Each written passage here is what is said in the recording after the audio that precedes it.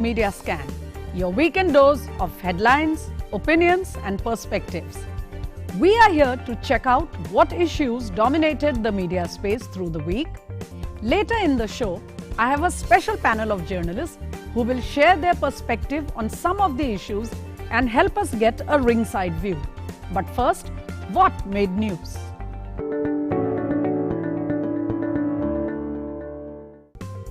After launching the world's largest vaccination drive last weekend, India has now come out as the ideal neighbor by exporting COVID vaccines to Bangladesh, Bhutan, Sri Lanka, Nepal and Afghanistan. While neighborhood first is definitely our policy, we are also helping countries as far as Latin America, Africa and other continents. Mass awareness is being stressed to address concerns over vaccine hesitation. After frontline workers, the next phase of the drive would target citizens above 50, which includes Prime Minister Narendra Modi. The centre this week extended the olive branch to protesting farmers by offering to put the 3 contentious farm laws on hold for about a year and a half. But farmer union representatives declined to seize the unprecedented opportunity for resolution and instead are sticking to the demand for repeal. Meanwhile, the Supreme Court appointed committee also started its deliberations with farmer leaders from various states.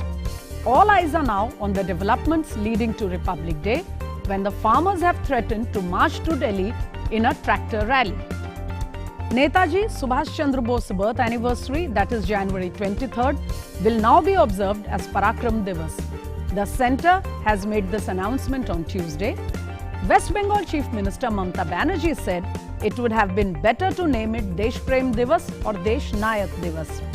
The centre has already constituted a high-powered committee for the 126th anniversary celebrations of Netaji. With Bengal elections just a few months away, these developments have generated heated debates in the media. We will discuss this in detail along with CM Banerjee's sudden decision to contest from Nandigram in just a few moments. Right after its release, Ali Abbas Zafar's directorial venture Tandav has faced a severe backlash from a section of the society. The complaints were about hurting religious sentiments with derogatory language in some scenes and thus provoking communal disharmony. Bowing to public sentiment, Zafar and his team first issued an apology and then decided to chop the objectionable dialogues. But with FIRs in so many corners of India, the larger question of regulation of OTT content is back in focus with a bang. I'm going to discuss that too in the next segment. In a transfer of power marred by bitterness and violence, the oath ceremony of America's 46th President Joe Biden and first woman Vice President Kamala Devi Harris got carpet coverage also in the Indian media. Long discussions with real-time live commentaries were visible on Indian television. Newspapers have since published several commentaries on the issues, particularly with regard to Indo-US relations in the Biden-Harris regime. Most experts feel that notwithstanding what happened within the US, India's relations will continue to be on a rising trajectory.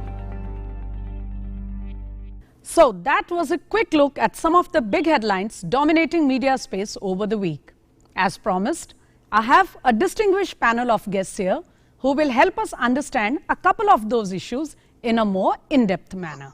So, without wasting any time, let me first introduce you to my guests for the evening.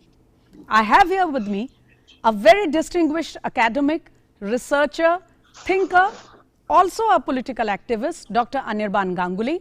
Welcome, Dr. Ganguly. The reason I have Dr. Ganguly here with me is he is also one of the distinguished nominated members of the high-powered committee which was formed to observe the 126th anniversary celebrations of Netaji Subhash Bose. My other guest for the evening is a very senior, seasoned print, electronic and digital journalist, Kartikeya Sharma. Welcome, Kartikeya. Kartikeya has a long and seasoned experience of covering the Congress, the UPA conglomerate and several regional parties and political groups, including the Trinamool. So, I hope with these two distinguished guests, I shall have a proper 360-degree perspective for you viewers on the topics we will discuss this evening. Viewers, is it Parakram Diwas or Desh Nayak Diwas? Is Netaji, the legendary hero of India's independence struggle, just a Bengali icon? What is the best way to celebrate and observe the birth anniversary of this legend who was denied his rightful place in Indian history and curriculum? Why is Chief Minister Mamata Banerjee uncomfortable with the centre's efforts to recognize Netaji's contribution? Let's discuss. Dr. Anirban Ganguly, let me come to you first, sir. My direct question to you is, on the one hand, the centre declares Parakram Diwas. Mamata Banerjee says no, it's better to call it Desh Nayak Diwas. While we are ready to observe the anniversary celebrations, why is Netaji's profile, his position, his history becoming a subject of political debate in the West Bengal elections? Or, to ask you more directly, sir, is now Netaji become only a Bengali icon? No, Smitaji, not at all. I think we all recognize this. We recognize this as Indians, that Netaji belongs to India. His soul is one with the soul of India. Yes. And he lives immortal. He lives immortal in the psyche, in the eternal psyche of India, in our aspirations, and in the aspirations of India forever. Therefore, it's not at all that we compartmentalize him, and Prime Minister Modi's message is extremely clear that Netaji belongs to India and to the world. And therefore, I think as far as we are concerned, there is no doubt on that. There is absolutely no ambiguity on that front. So then, let me bring in Kartikeya Sharma here, just to get a clearer idea of the larger picture, sir. Kartikeya Sharma, do you think, even if all concerned parties agree that Netaji is for India and perhaps for the world, still, when Bengal elections are not very far away and politics there is already in top gear, do you think it is inevitable that the legacy of Netaji should become a subject of political debate? Do you think there is a problem in that, or is it fine in your view? See, there are three things here. The first is that this is not the first time that Netaji's legacy is being politically appropriated. Okay. Netaji became a big issue even in the previous assembly election. If you would recall the narrative on the private TV channels, it was about the death surrounding Netaji. It became a story around, did Nehru prevent Subhash Chandra Bose to come back? What about, Netaji's last 30 days? All sorts of stories were there.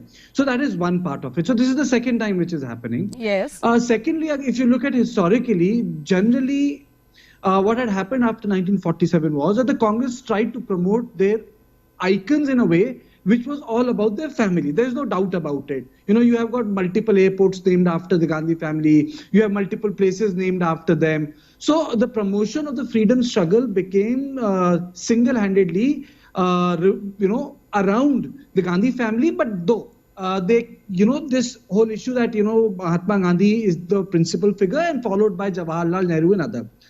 Except RSS, if you look at the history from 1920s onwards, there was no principal national force to say that, well, there are other people who also participated in freedom struggle. But at that point of time, RSS were much more clued in.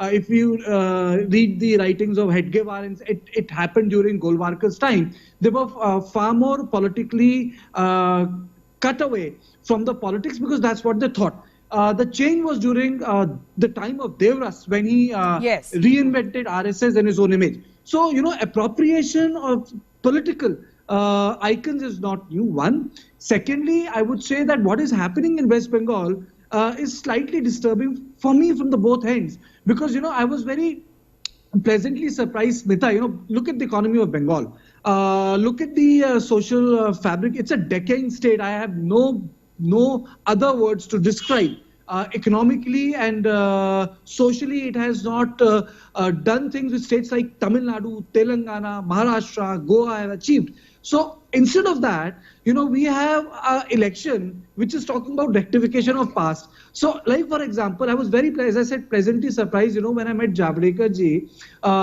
when he was taking care of Karnataka election and the verdict was split. The BJP manifesto had a separate subtopic on the greater Bangalore. And I was pretty impressed I will come by to that. For one, Kartikeya Sharma, I'll come back to that on the larger picture of the elections and what are the dominant issues. But on that issue of appropriation, I'm sure there are two different views on that. So let me bring in Dr. Ganguly quickly here before I come back to the other part of your argument.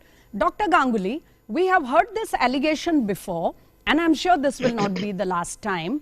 This time here in this context, it is about Netaji in West Bengal. We have heard the same allegation for other heroes and other great men and women in other states and parts of the country. There is always this question that the BJP or we can say the right-wing politics led by the RSS thought is usually trying to appropriate icons who were not exactly identified with their thought in the past. We have heard this about Bhagat Singh and several other leaders. What is your answer to that? Also along with that, since you are a part of the high-powered committee, how do you propose to correct the allegation, or rather, the problem of Netaji getting his rightful place in our mind, in our mind space and our curriculum? Quickly, sir. Smitaji, you see, you had asked me your first question, which I could not answer, was that about Deshanayak and Parakram Diwas. No one and nothing prevented Mamata Banerjee. She's been in power for 9 years in West Bengal. Yes. She could have well gone ahead and announced Deshanayak Netaji as Deshnayak or his birthday as Deshnayak Diwas. She did not do that for 9 years. Let me also tell your audience here that she did not do anything to rectify the history textbooks of class 9 and 10 in West Bengal, which were prepared during the left front rule and in which, in nearly 300 pages, Netaji there's not even a single page, one page dedicated to Netaji and his contribution. Just a few paragraphs here and there. So you are saying she is only raising it now because elections are very close and she is facing a tough challenge. Absolutely, there's no doubt about it. For 9 years, she did not remember Netaji and his legacy. She has now, at the fag end of her 2-term tenure, she has suddenly jumped onto to Netaji's commemorative bandwagon in order to score a few political brownie points. That's all. Allow me a cross question, sir. Dr. Ganguly, please allow me a query here. But she is saying now that the high-powered committee has been constituted, she or her party who are ruling West Bengal were never consulted. That is a fair complaint. No, consulted regarding what? Because the union government she herself is a member of the high-powered committee. Buddhadev Bhattacharya is a member of the high-powered committee. Members of parliament from West Bengal, a number of members of parliament from West Bengal are members of the high-powered committee. So the union government is within its right to constitute high-powered committees for commemorating anniversaries such as these. The point with her is she has a problem. And her problem is that she has been practicing a kind of separatist politics for the last 9 years, and that has accentuated especially after 2019. She's practicing a politics of confrontation. And therefore, I will when come the to union government this. announces... Dr. Ganguly, I want to move on to another aspect of the same West Bengal situation. But just a quick query from Kartikeya before I move on to that. Kartikeya Sharma, about this allegation of trying to, practice a separatist politics. That's a serious charge. What do you say? You see, I would say, I think there was, if I'm not wrong, you can correct me, Smita, from 2010 onwards, I think there's a Subhash Utsav or there's a Subhash Diwas which the government has been observing. Yes, observing. And I think it takes place in Darjeeling and it's basically state-owned. You see, historically, if point is this, if you look at our Indian history, all these big leaders who were not entertained by Congress were being entertained by regional parties. If you just look at it, Annadurai, the Dravidian politics. If you look at those South Indian heroes, then there would be those Telugu parties, Tilak JP, and other leaders by regional parties, JP by Samajwadis and socialists. Absolutely right. Ram Manohar Lohia by Samajwadi parties. Now, what has happened is during Narendra Modi's dispensation that the shift is that a centrist party or party at center is trying to accommodate all these youth. And the reason why I use the word Diwas was that it's not as if that these observations were not there 40 years back. It is only the difference is that the BJP is in power today with full majority, and it is saying that, well, we want to celebrate these people and we will do it with full gusto. So the whole issue becomes the second part, because appropriation, when we use the word appropriation, then the counter question can be, well, why didn't the Congress do it? You could have appropriated it. If you choose to leave someone, if you choose to leave someone, some other person will take that icon. So if Bharatiya Janata Party has taken that icon, then, well, I don't think, someone can say, no, you have politically appropriated. Right. So what you are, if I gather, yes, please carry on. The issue is that ideologically, as you also pointed out, when these people were there in their full glow, the ideological, I would say, dispensation differed from at that point of time. The word the RSS I used was because the Jan Sangh was not present. BJP was made in 1980. So they were like Bhagat Singh. He was a communist. So despite that, if you can appropriate a personality, there is nothing wrong in it. My point is that look at West Bengal. It needs more than that. It's a state where nothing has been done. People expected different from Mamata Banerjee. I get your point. Point taken. You are saying... And she's doing the same politics. You are saying when people who need to be recognized and given their rightful place in the national mind space are not done by a certain set of powers, it cannot stop other people from recognizing them, even if ideologically they may have varied thoughts. And in any case, national icons cannot be, put into watertight ideological compartments. True. On that point, let me come to another interesting development again in West Bengal. Chief Minister Mamata Banerjee has suddenly indicated this week that apart from her constituency Bhawanipur, she will also now contest from Nondigram. Now, everybody knows what Nondigram means for TMC politics, for West Bengal, because that was instrumental in bringing her to power. But the irony is not lost on anyone, because the hero and strong man of Nondigram, Shubhendu Adhikari, is now a BJP leader and has vowed to uproot the Trinamool Congress. So, what does Mamata Didi's contesting from Nondigram politically signify? Or does it signify anything at all? Dr. Ganguly, what is happening? No, I think, she's let's accept it that she's nervous, because there's a very interesting phenomenon that is taking place is that people are walking away from her public meetings as soon as she starts addressing them. She has been repeatedly losing her cool in her public meetings. And so therefore there's a lot of disaffection on the ground, and she clearly reads that pulse and she is feeling nervous. On the other hand, we should also remember that she's the one who has included the police officer who ordered firing in Nondigram, Satyajit Banerjee, has been included in her own party. And therefore, these are parallel phenomena happening in the state. People are walking away from the chief minister's rallies as soon as she is starting to speak. And this has not happened once, it's not happened twice, it is continuously happening. Rallies are increasingly thinly attended. She is losing her cool and is unable to engage with the people in her meetings. For instance, we have allow me to interrupt you here just for a second. Yes. But be that as it may, nothing stops the chief minister from contesting from two places if she wants. However, doesn't it make things complicated for Shubhendu Adhikari, for the BJP at large? It's not going to be so easy now. In Bhawanipur, in any case, in Bhawanipur in 2014, we were in a lead in Bhawanipur constituency, assembly constituency. Right. In Rajbihari, adjacent Rajbihari constituency in 2019, we were in a lead. So there are a number of these urban constituencies where the BJP in 2019 was in a lead. Therefore, it doesn't make things complicated for the BJP at all. In fact, it complicates the situation for the TMC and its leadership. It's a clear indication, and this is the first time, it's a very clear indication that Mamata Banerjee is nervous, that she's unsure of her own home turf. And let me tell you here, Smritaji, that she has taken to an extreme this insider-outsider debate.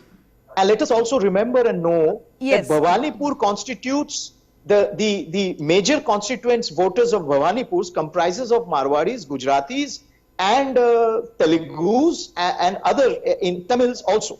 There's a large portion of this constituency. I will really need to have to devote a complete episode to this insider-outsider debate, you know. In fact, I have it in mind to do it one of these weekends. However, before we come to that, do you also agree with Dr. Ganguly that Mamata Banerjee is decidedly nervous? Or do you think she has just done one up on the BJP by announcing that she will contest from Nandigram?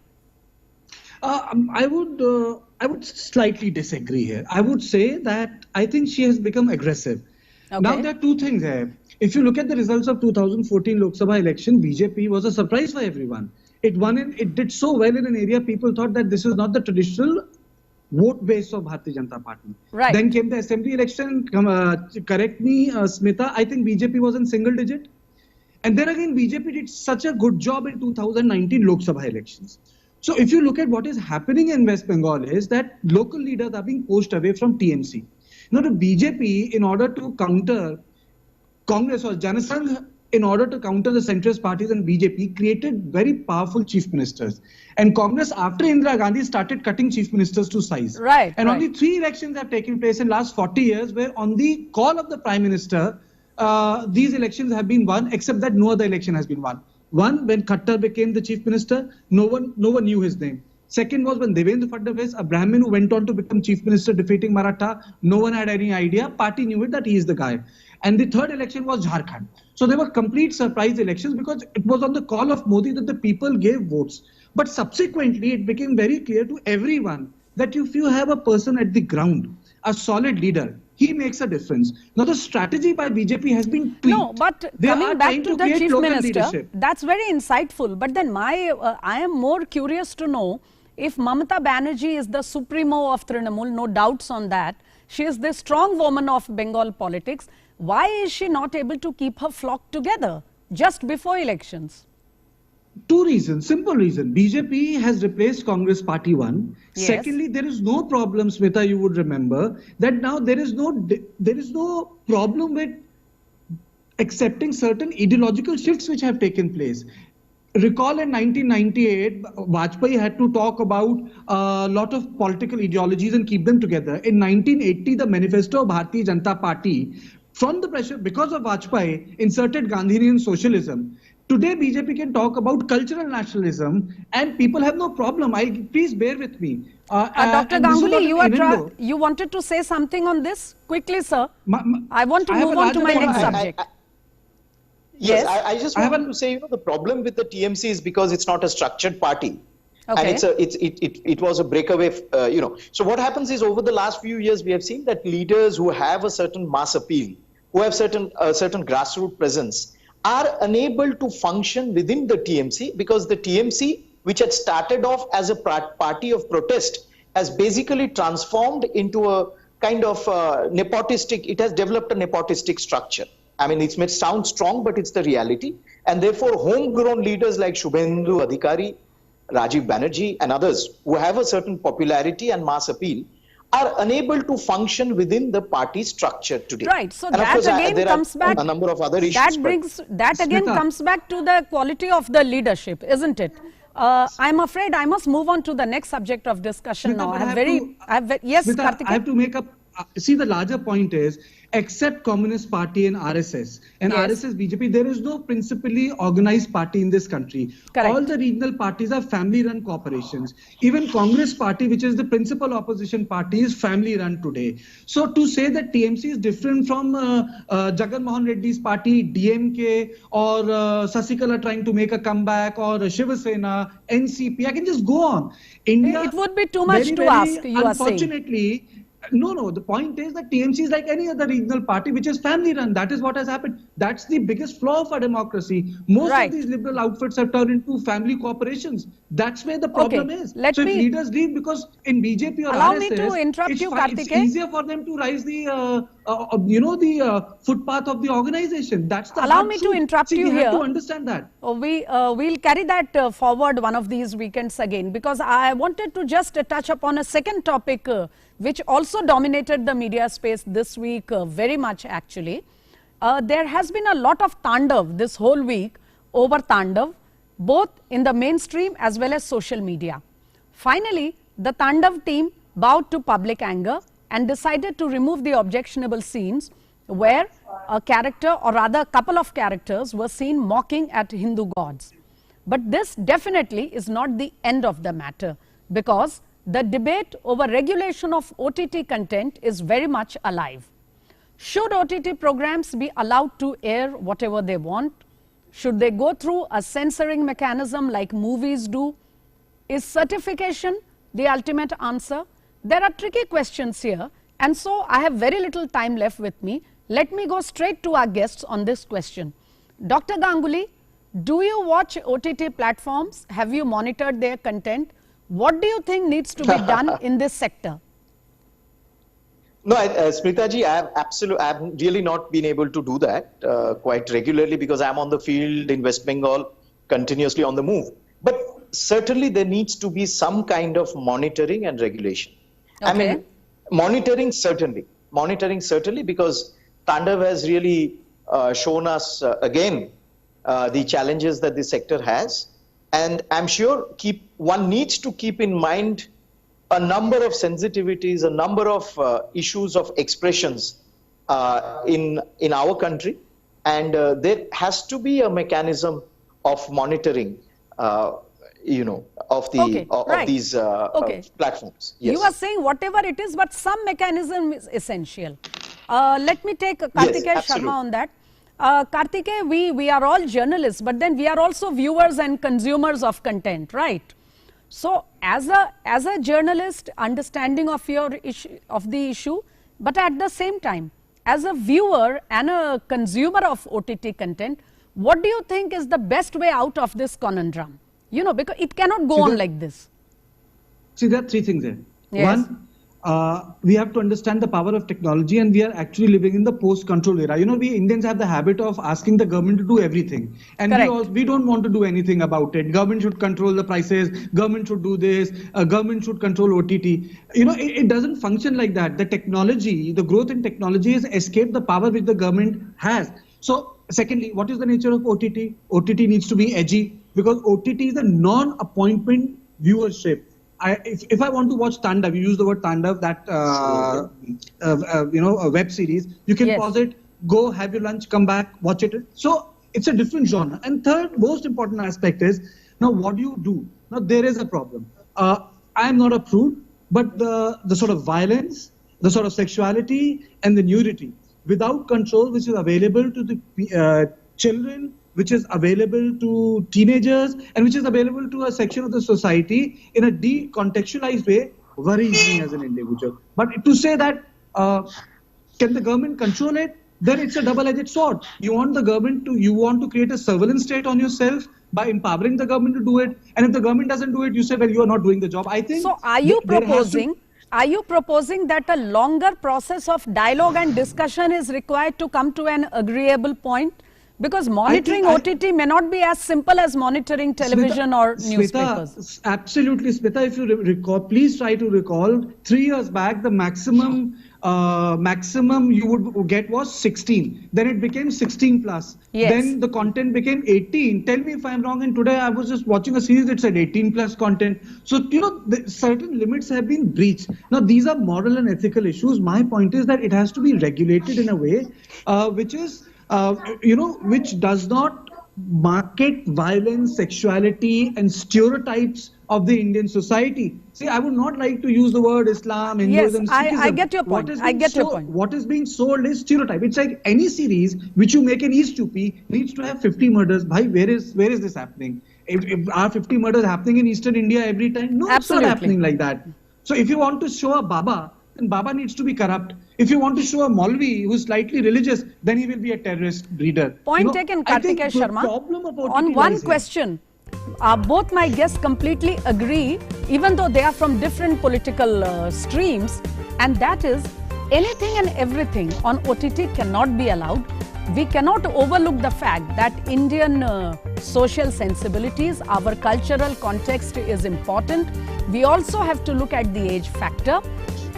Hence, there needs to be a longer process of dialogue and discussion to come to an agreeable solution of how to regulate, or rather make this medium more tenable and more comfortable for the Indian audience.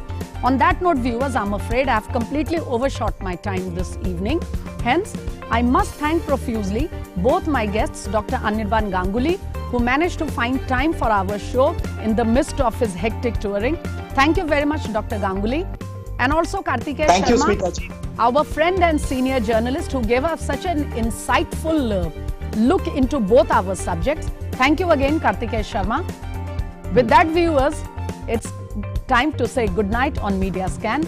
Do keep watching DD India, and we shall keep scanning the media for you.